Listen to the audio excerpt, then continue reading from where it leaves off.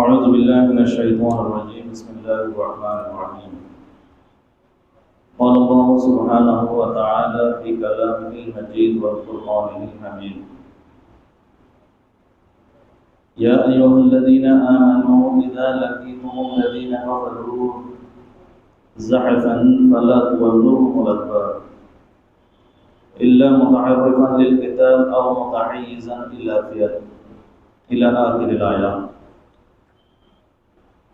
إن الله وملائكته يصلون على النبي يا أيها الذين آمنوا صلوا عليه وسلموا تسليما اللهم صل على سيدنا ونبينا وشفيعنا وحبيبنا مولانا محمد صلى الله عليه وعلى آله وأصحابه أجمعين ঐতিহ্যবাহী হায়দারগঞ্জ তাহেরিয়া মাদ্রাসা জামে মসজিদে উপস্থিত সম্মানিত মুসল্লিয়ান কিরাম, মুরব্বিয়ান কিরাম, ছাত্ররা সকলে আমার সালাম গ্রহণ করুন। আসসালামু আলাইকুম ওয়া রাহমাতুল্লাহ। সম্মানিত মুসল্লিয়ান কিরাম, আজকে আমরা খুতবা বেশি দীর্ঘায়িত না করে মূল আলোচনার দিকে এগিয়ে যাই। কারণ যে কোনো একটা টপিকের উপর আলোচনা শুরু করলে এটা নির্দিষ্ট একটা গন্তব্য গিয়ে যদি শেষ না করি তাহলে এটা বোঝা যায় না। সুতরাং আমরা চেষ্টা করব খুবই সংক্ষেপে আলোচনাগুলো শেষ করার। সেটা নিয়ে একটু আলোচনা করব, সেটা হলো বদর যুদ্ধের অজানা কাহিনী। পবিত্র কোরআনের আলোকে বদর যুদ্ধের কারণ এবং বদর যুদ্ধের ফলাফল কি হয়েছিল সেই ব্যাপারে আমরা একটু জানার চেষ্টা করব। ওয়া তাওফীকি ইল্লা বিল্লাহ। সাথে সাথে দরুদ ও সালাম প্রেরণ করছি সাইয়্যিদুল মুরসালিন রাহমাতুল লিল আলামিন বিশ্বনবী জনাব মুহাম্মদুর রাসূলুল্লাহ সাল্লাল্লাহু আলাইহি ওয়াসাল্লামের প্রতি। সকলে করছি সাল্লাল্লাহু আলাইহি ওয়াসাল্লাম। সম্মানিত মুসল্লিয়ান কিরাম, বদর যুদ্ধ সম্পর্কে যদি আমরা কিছু বলতে যাই তাহলে আমাদের চোখের সামনে ভেসে আসে ইসলামের ইতিহাসে যতগুলো যুদ্ধ হয় তার মধ্যে সর্বপ্রথম সম্মুখ যুদ্ধ, সামনাসামনি যুদ্ধ, যে যুদ্ধটা হয় এটার নামই ছিল বদরের যুদ্ধ। কোন যুদ্ধ? বদর যুদ্ধ। বদর তো সেই ময়দান যেই ময়দানে আল্লাহ রাসূল সাল্লাল্লাহু আলাইহি ওয়াসাল্লাম সবচেয়ে বেশি কেঁদেছেন। কোন যুদ্ধে? কথা বলে না, কোন যুদ্ধে? বদরের যুদ্ধে আল্লাহ রাসূল সাল্লাল্লাহু আলাইহি ওয়াসাল্লাম সবচেয়ে বেশি চোখের পানি জড়িয়েছেন। এবং বদর তো সেই ময়দান যেই ময়দানে আল্লাহর পক্ষ থেকে আল্লাহর ফেরেশতারা এসে অনবরত ফেরেশতা আসমান থেকে নাজিল হয়ে তারা রাসূল সাল্লাল্লাহু আলাইহি সাল্লামকে সহযোগিতা করেছেন। বলি সুবহানাল্লাহ, বলি সুবহানাল্লাহ। বদর তো সেই ময়দান যেই ময়দানে স্বয়ং জিবরিল আলাইহিস সালাতু ওয়াস সালাম আসমান থেকে নাজিল হয়ে সাদা পতাকা নিয়ে রাসূল সাল্লাল্লাহু আলাইহি সাল্লামের পক্ষে যুদ্ধ করেছেন। বলি সুবহানাল্লাহ। বদর তো সেই ময়দান যেই ময়দানে ইসলামের চিরন্তন শত্রু আবু জেহেল এই বদর যুদ্ধে নিহত হয়। বলি আল্লাহু আকবার। আল্লাহ রাসূল সাল্লাল্লাহু আলাইহি ওয়াসাল্লাম এই আবু জেহেল সম্পর্কে বলেন যে হাযা ফিরআউন হাযিহিল উম্মাহ, হাযা ফিরআউন হাযিহিল উম্মাহ। আমার এই উম্মতের মাঝে, আমার এই জাতির মধ্যে ফেরাউন হলো এই আবু জেহেল। কার ব্যাপারে বললো? আবু জেহেলের ব্যাপারে বলছে যে আমার যুগের বড় ফেরাউন হলো এই আবু জেহেল। এবং যখন আবু জেহেল যখন মৃত্যুবরণ করলো, যখন সাহাবীদের তরবারির আঘাতে যখন আবু জেহেল জাহান্নামে চলে গেল, আল্লাহ রাসূল সাল্লাল্লাহু আলাইহি সাল্লাম খুশি হলেন। রাসূল সাল্লাল্লাহু আলাইহি সাল্লাম বলেন, রবের প্রশংসা করে বললেন আল্লাহু আকবার, আলহামদুলিল্লাহিল্লাযী সাদাকা ওয়া'দা। যিনি প্রশংসা করছি সেই রবের, যে রব তিনি তার ওয়াদাকে সত্যের রূপ দিয়েছে। বলি আল্লাহু আকবার। শুধু তাই নয়, রাসূল সাল্লাল্লাহু আলাইহি ওয়াসাল্লাম এরপরে বলেন ওয়া নাসারা আবদা, যিনি তার আব্দ, তিনি তার বান্দা মুহাম্মদকে সাহায্য করেছেন, ওয়া হাজামা আযাবাহা, এবং যিনি এই যুদ্ধে আমাদেরকে মুসলিম বাহিনীকে বিজয় দান করলেন। বলে সুবহানাল্লাহ। এই বদর যুদ্ধ কখন সংঘটিত হয়? বদর যুদ্ধ ইসলামের ইতিহাস যখন কাটা হয়, তখন দেখা যায় বদর যুদ্ধ এই যে বর্তমানে যে এই রমজান মাসে বদরের যুদ্ধ সংঘটিত হয়। বলে আল্লাহু আকবার।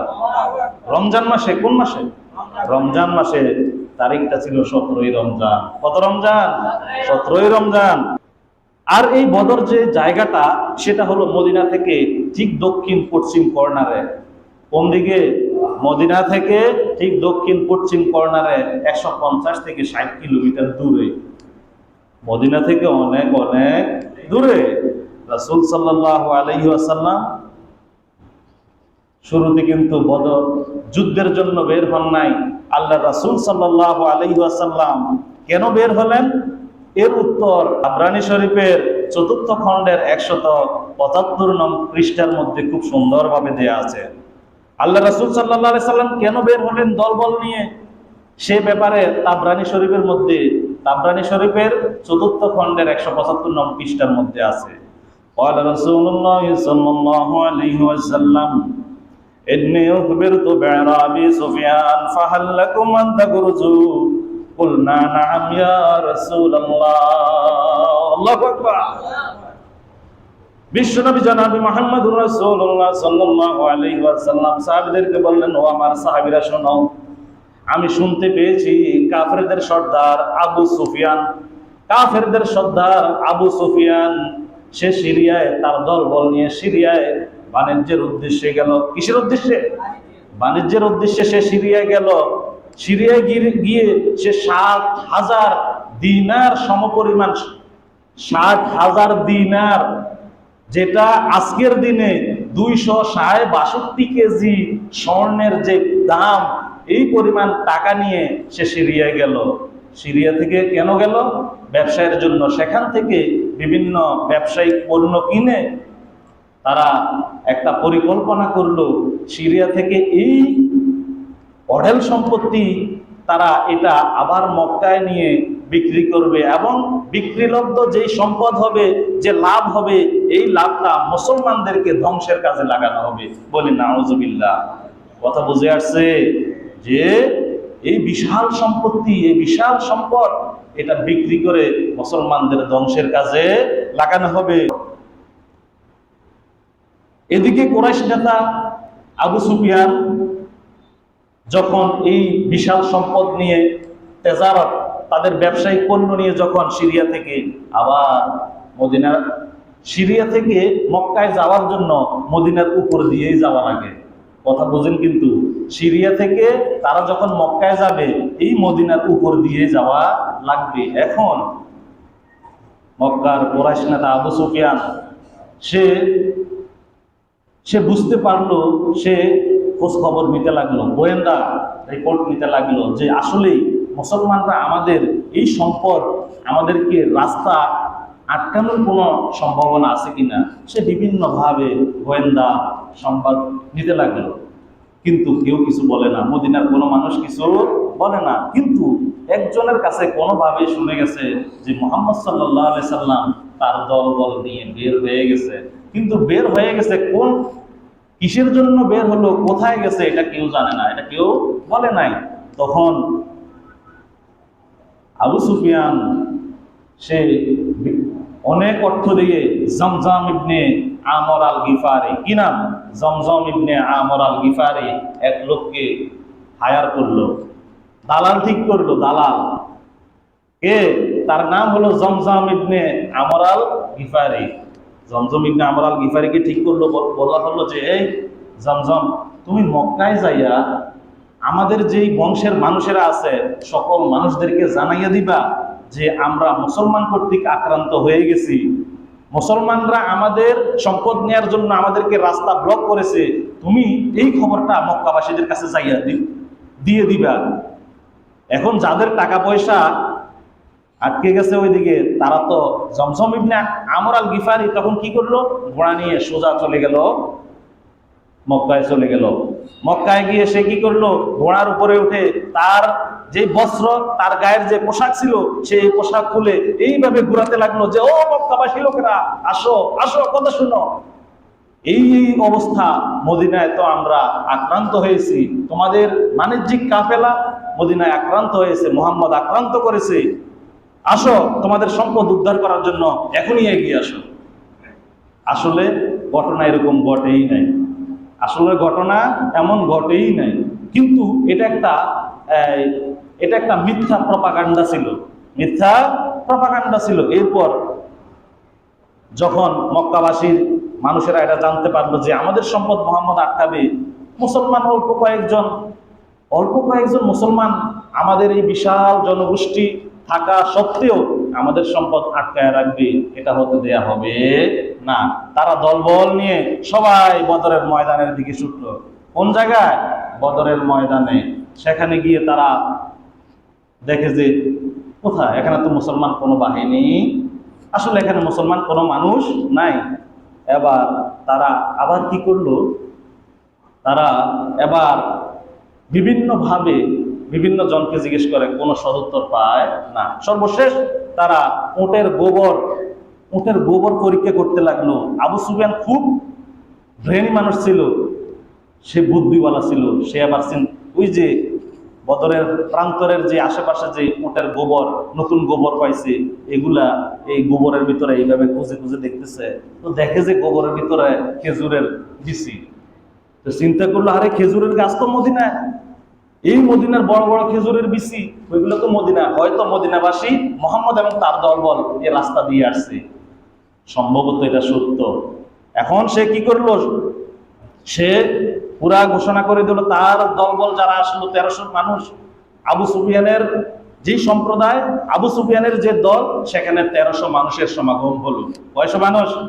1300 মানুষ সমাগম হলো। সে ঘোষণা করলো যে আমরা এই বদরের ময়দানে যদিও মুসলমানরা আসে নাই, কিন্তু আমাদেরকে যেহেতু এখানে আনাইছে মুসলমান বাহিনী, আমাদেরকে যেহেতু খেপাইছে, এই বদরের ময়দানে আমরা 3 দিন অবস্থান করব। কয়দিন? আমরা এখানে 3 দিন অবস্থান করব। আমরা প্রত্যেক দিন আমরা উট জবাই করব, মহিষ জবাই করব। আমরা কি করব? উট জবাই করে করে এই এলাকার আশেপাশের যত মানুষ আছে তাদেরকে খাওয়াইবো। আমাদের দাসী যারা আছে তাদেরকে দিয়ে আমরা ডিজে পার্টি করব, গান বাদ্য বাজাবো, এবং আমরা এখানে হাসি তামাশা করব, মদ খাবো। বলি নাউজুবিল্লাহ। এটা ছিল আবু জাহেলের চক্রান্ত, এটা ছিল আবু জাহেলের পরিকল্পনা যে আমরা এখানে 3 দিন অবস্থান করব, আমরা কোনোভাবেই বাড়ি যাব না। আমরা এখানে এমন একটা জিনিস ঘটাবো, এমন একটা ব্যাপার ঘটাবো, যাতে অত্র এলাকার সকল মানুষ সারা জীবন আমাদেরকে মনে রাখে। বলি নাউজুবিল্লাহ। আসলে ঘটনা হয়ে গেছে উল্টা। আবু জাহেলের পরম বন্ধু আখনাস ইবনে সুরাই, আবু জাহেলের বন্ধু আখনাস ইবনে সুরাই কয় যে দরকার নাই, গায়ে পড়ে ঝগড়া বাজানোর দরকার নাই। কার বন্ধু? আবু জাহেলের বন্ধু।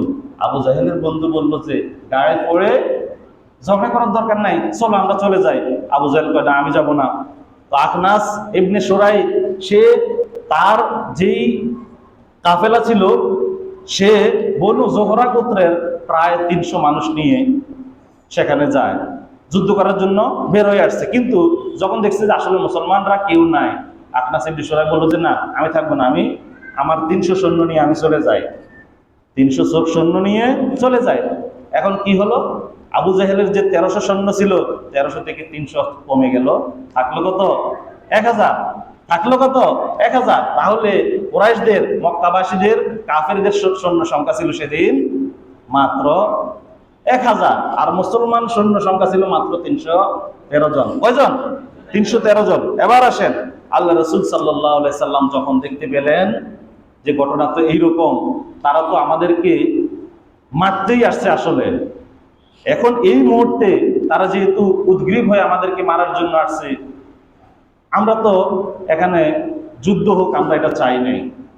রাসূলের কথা হলো আমরা তো যুদ্ধ চাই নাই, তারা যেহেতু আমাদেরকে মারার জন্য আসছে, এই মুহূর্তে আমরা যদি তাদেরকে প্রত্যুত্তর না করি, আমরা যদি তাদেরকে কঠিনভাবে একটা শিক্ষা না দেই, তারা ভবিষ্যতে আরো বেশি করবে।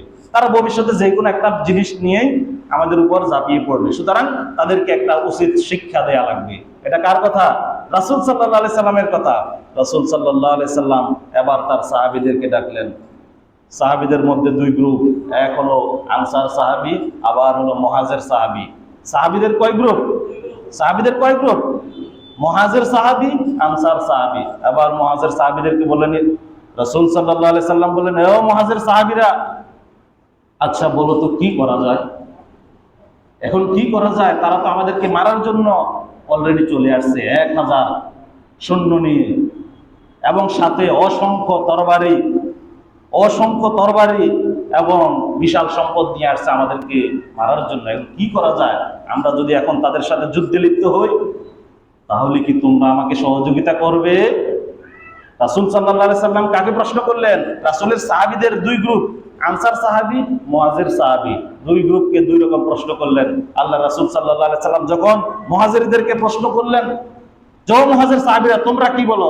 মুহাজির সাহাবীদের থেকে একজন সাহাবী দাঁড়িয়ে গিয়ে বললেন, ওয়াকাল আল মিকদাদ, ওয়াল্লাহু ইন্নাকা লারাসূলুল্লাহ, লাউ আমারতানা আন নুকিজাহাল বাহার লা ফাজানাহা, ওয়ালাউ আমারতানা আন নাদরিবা আবাদাহা ইলা বারকিনা। আল্লাহু আকবার। মুহাজির সাহাবীদের মধ্যে মিকদাদ লাফ দিয়ে দাঁড়িয়ে বললেন, ইয়া রাসূলুল্লাহ, ইয়া হাবিবাল্লাহ, ইন্নাকা লারাসূলুল্লাহ, আপনি তো আল্লাহর পক্ষ থেকে প্রেরিত রাসূল, আমাদের ভয় পাওয়ার কোনো কারণ নাই।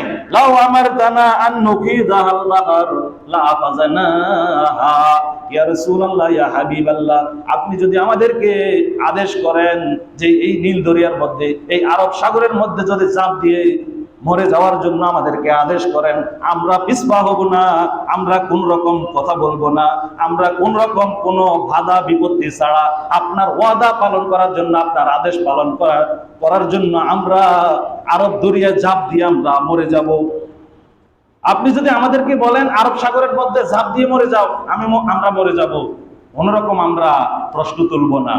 ওয়ালাউ আমারতানা আন নাদরিবা আবাদাহা ইলা বারকিনা, শুধু তাই নয়, আপনি যদি আমাদেরকে বলেন সুদূর আরব ছেড়ে এইভাবে ইয়ামেন সীমান্ত হয়ে, বারকে গেমাত সীমান্ত হয়ে যদি আমাদেরকে এই দেশ ছেড়ে চলে যেতে বলেন, আমরা সোজা চলে যাব, কোন রকম প্রশ্ন তুলবো না কেন যাব, কেন আমাদেরকে ওইদিকে যেতে হবে, আমরা প্রশ্ন তুলব না, শুধুমাত্র আপনি বললেই হবে। অর্থাৎ তারা বুঝাতে চাইছেন যে আপনি আমাদেরকে আদেশ করা মাত্রই আপনি আমাদেরকে যেটা আদেশ করবেন আমরা সেটাই মেনে নেব। বলে আল্লাহু আকবার।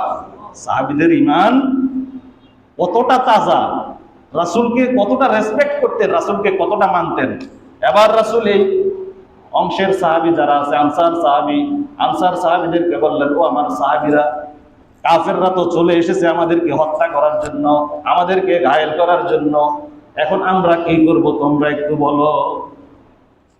আনসার সাহাবীদের মধ্যে সাঈদ ইবনে মুআজ রাদিয়াল্লাহু তাআলা আনহু লাফ দিয়ে দাঁড়িয়ে গেলেন আর বললেন, ইয়া রাসূলুল্লাহ, ইয়া রাসূলুল্লাহ, লা নাকুলু কামা ক্বালা মূসা কওমে মূসা, লা নাকুলু কামা ক্বালা কওমে মূসা।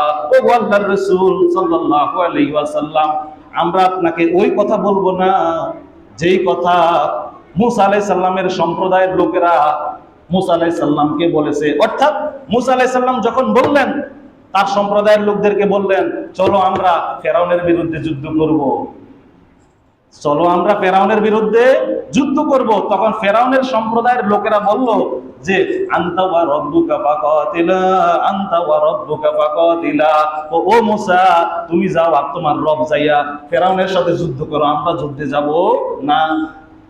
আনসার সাহাবীরা বললেন, ইয়া রাসূলুল্লাহ, ইয়া হাবিবাল্লাহ, মূসাকে তার সম্প্রদায়ের লোকেরা যেই কথা বলেছিল আমরা আপনাকে সেই কথা বলবো না, বরং ওয়ালাকিন্না নাহনু নুকাতিলু আন ইয়ামিনিকা ওয়া আন শিমালিকা ওয়া মিন বাইনি ইয়াদাইকা ওয়া মিন খালফি, ইয়া রাসূলুল্লাহ। আল্লাহু আকবার। সাহাবায়ে কেরাম বললেন, ইয়া রাসূলুল্লাহ, ইয়া হাবিবাল্লাহ, বরং আমরা আপনার ডানে বামে সামনে পিছনে থেকে আমরা আপনার সাথে যুদ্ধে লড়ে যাব। আল্লাহু আকবার। সকল কিছু ছিন্ন করে আল্লাহ রাসূল সাল্লাল্লাহু আলাইহি সাল্লাম বলেন যে হাযা ইয়াউমুল কিতাল, হাযা ইয়াউমুল কিতাল, এই এখন হলো যুদ্ধের ময়দান, যুদ্ধের সময়। আযা ইয়াউমুল কিতাল ফাফতিরু, রোজা ভাঙো, সবাই রোজা ভাঙো। ইফতিরু সিয়ামাকুম, তোমরা তোমাদের রোজা ভাঙো, যুদ্ধের জন্য প্রস্তুতি নাও। বলি আল্লাহু আকবার, বলি আল্লাহু আকবার। যে ইসলামের ইতিহাসে দুইটা যুদ্ধ রমজানের মধ্যেই হয়েছিল। একটা হলো বদরের যুদ্ধ, দ্বিতীয় হিজরির 17ই রমজান, আর একটা হলো মক্কা বিজয় 8ম হিজরির 21শে রমজান। কয়টা যুদ্ধ? দুইটা যুদ্ধ এই রমজান মাসেই সংগঠিত হয়, বদর যুদ্ধ এবং মক্কা বিজয়। এখন যে আয়াত শুনে সাহাবীরা যুদ্ধের জন্য প্রস্তুতি নিলেন, সেটা হলো সূরা আনফালের 16 নং আয়াত। আল্লাহ তাআলা বলেন, ইয়া আইয়ুহাল্লাযীনা আমানু ইযা লাকিতুমুল্লাযীনা কাফারু যাহফান ফালা তুওয়াল্লুহুমুল আদবার ইল্লা মুতাহাররিফান লিলকিতালি আও মুতাহাইয়িজান ইলা ফিয়াতিন। আল্লাহ তাআলা ঘোষণা করলেন, ইয়া আইয়ুহাল্লাযীনা আমানু, ওহে বিশ্বাসীরা, ওহে ঈমানদার সম্প্রদায়রা শোনো, ইযা লাকিতুমুল্লাযীনা কাফারু যাহফান ফালা তুওয়াল্লুহুমুল আদবার, যখন তোমরা কাফেরদের সামনে যখন অবতীর্ণ হবে, কাফেরদের সামনে যখন যুদ্ধের ময়দানে অবতীর্ণ হবে, ফালা তুওয়াল্লুহুমুল আদবার, ফালা তুওয়াল্লুহুমুল আদবার, সাবধান, পৃষ্ঠ প্রদর্শন করা যাবে না। যুদ্ধের রণকৌশল শিক্ষা দিচ্ছেন কে? মহান রব কে? যুদ্ধের রণকৌশল আল্লাহ শিখিয়ে দিচ্ছেন যে ফালা তুওয়াল্লুহুমুল আদবার, সাবধান, ফিট দেখাইতে পারবি না, কাফেরদেরকে ফিট দেখানো যাবে না। ফিট দেখানো যাবে না মানে কি? আপনি এদিকে যুদ্ধ করতে গেছেন, আপনি ফিট দেখে ফালায়ে চলে যাওয়া মানে পৃষ্ঠ প্রদর্শন করা। আল্লাহ বলছেন ফালা তুওয়াল্লুহুমুল আদবার, সাবধান, পৃষ্ঠ প্রদর্শন করা যাবে না। আর আল্লাহ কি বলছেন? ইল্লা মুতাহাররিফান লিলকিতাল আও মুতাহাইয়িজান ইলা ফিয়াত, তবে শোনো শোনো, দুই জায়গায় তোমরা পৃষ্ঠ প্রদর্শন করতে পারবে। এক হলো সেনাপতির কৌশলী পদক্ষেপ মানতে গিয়ে। সেনাপতি তোমাদেরকে বলছে যে এই শত্রুরা এখানে আছে, তোমরা এদিকে ঘুরে ওইদিকে যাও। সেনাপতির কৌশলী পদক্ষেপ মানতে গিয়ে তোমরা ফিট দেখাইতে পারবা। আর কোন ক্ষেত্রে ফিট দেখাইতে পারবা? আরেকটা হলো আও মুতাহাইয়িজান ইলা ফিয়াত, তবে বন্দী হলে যে কোনো উপায়ে, বন্দী তোমাদেরকে কাফেররা বন্দী করে নিয়ে গেল, তোমাদেরকে এক জায়গায় জিম্মি করে রাখলো, তোমাদেরকে আটকায় রাখলো, সেখান থেকে বের হওয়ার জন্য ফিট দেখাও, বুক দেখাও, যাই দেখাও, যে কোনো উপায় হোক তোমরা সেখান থেকে বের হওয়ার চেষ্টা করবে। আল্লাহু আকবার, বলিন আল্লাহু আকবার। রণকৌশল শিক্ষা দিচ্ছেন কে? রণকৌশল শিক্ষা দিচ্ছেন কে? আল্লাহু আকবার। আল্লাহ তাআলা বলেন, ومن يولوهم يومئذ دبره فقد باء بغضب من الله ومأواه جهنم وبئس المصير। এই শুনে রাখো, তোমরা যদি রণক্ষেত্রে যুদ্ধের ময়দানে অংশগ্রহণ করার পর যদি তোমরা কি করো, পৃষ্ঠ প্রদর্শন করো, পালিয়ে যাও, তাহলে তোমাদের জন্য কি হবে?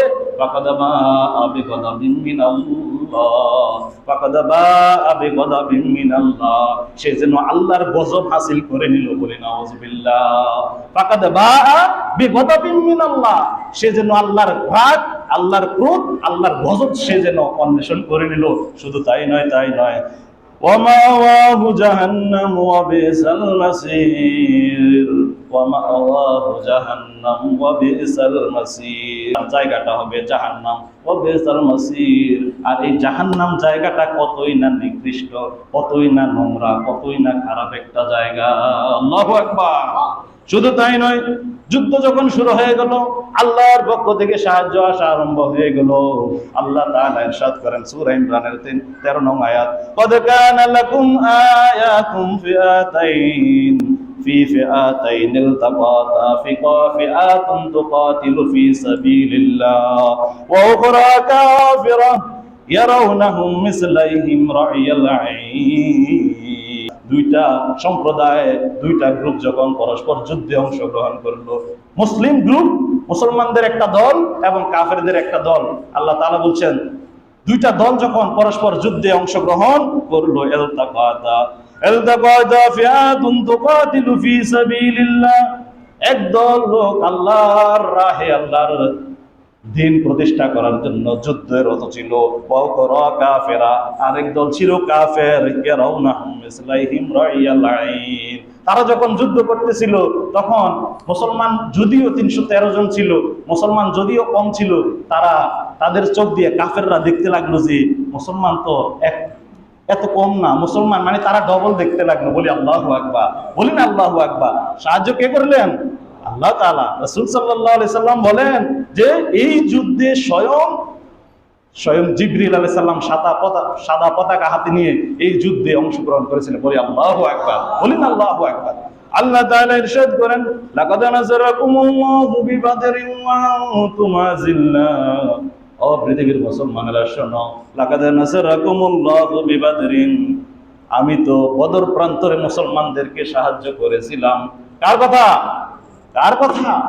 আল্লাহ বলেন লাকাদ নাসারাকুমুল্লাহু বিবাদরিন, আমি তো বদরের প্রান্তরে আমি তোমাদেরকে সাহায্য করেছিলাম। ওয়া আনতুম আযিল্লা, তোমরা ছিলে দুমড়ে মুচড়ে এমন একটা জাতি, তোমরা ছিলে খুবই অসহায় অবস্থায়।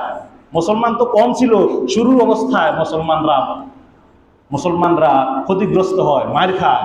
আল্লাহ তাআলা বলেন ওয়া আনতুম আযিল্লা, তোমরা ছিলে খুবই দুর্বল, খুবই অসহায় অবস্থায়, আমি তোমাদেরকে সাহায্য করেছি। আল্লাহ বলেন আমি তোমাদেরকে সাহায্য করলাম। ফাত্তাকুল্লাহা লাআল্লাকুম তাশকুরুন, ফাত্তাকুল্লাহ, তোমরা আল্লাহকে ভয় করো, লাআল্লাকুম তাশকুরুন, আশা করা যায় তোমরা কৃতজ্ঞ বান্দাদের অন্তর্ভুক্ত হবে।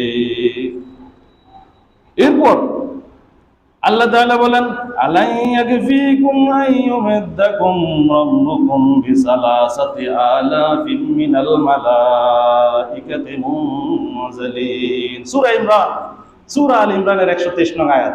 আল্লাহ তাআলা বলেন আমি তোমাদেরকে কিভাবে সাহায্য করছি তোমরা জানো? আমি তোমাদেরকে সাহায্য করছি কিভাবে? যে বিসালাসাতি আলাফিম মিনাল মালাইকাতি মুনজালিন। আল্লাহ তাআলা বলেন আমি তোমাদের সংখ্যা ছিল, কাফেরদের সংখ্যা ছিল মাত্র 1000, আমি সালাসাতা আলাফ, আমি 3000 ফেরেশতা দিয়ে তোমাদেরকে সাহায্য করছি। বলি সুবহানাল্লাহ, বলি না সুবহানাল্লাহ। এই যুদ্ধে যখন